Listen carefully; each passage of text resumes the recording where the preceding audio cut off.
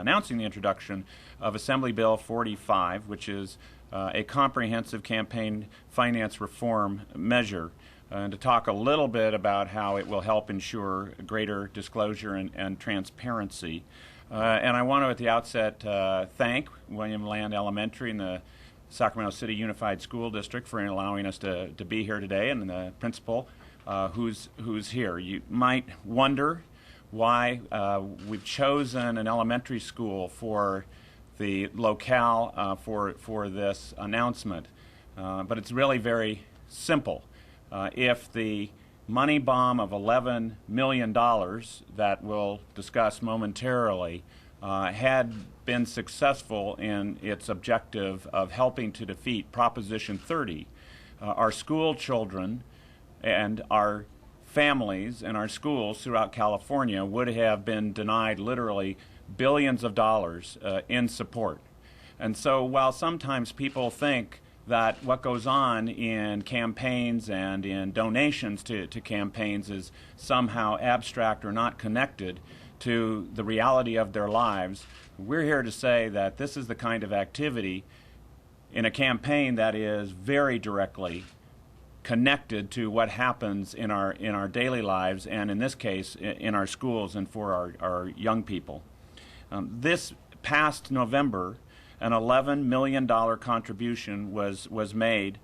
to the Sacramento-based Small Business Committee, PAC, and it's no on Proposition 30, yes on Proposition 32 efforts. The large contribution, this very large contribution, came from an obscure Arizona nonprofit group, Americans for Responsible Leadership.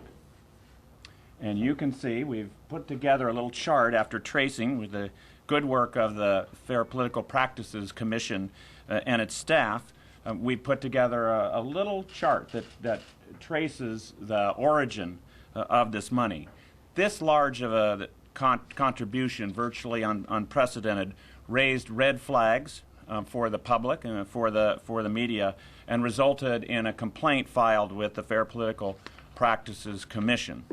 The investigation and the subsequent litigation found that the contribution had been funneled through 3 nonprofit agencies before making its way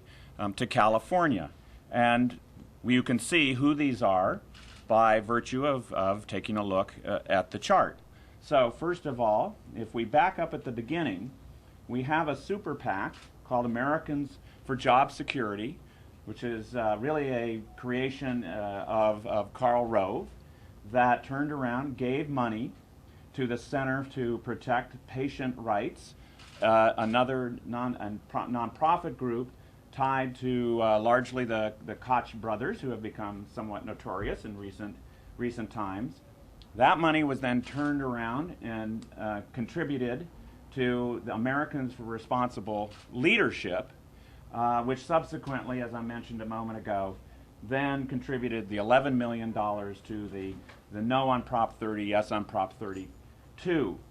campaign, and the contribution of this magnitude has become known as a money bomb, coming in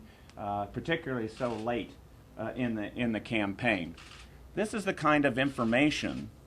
that voters and the public need and deserve to have before they cast their votes, not find out after, because we all know that where money comes from and who it's given to is a relevant factor in making a judgment about the merits of a particular issue or even a particular candidacy.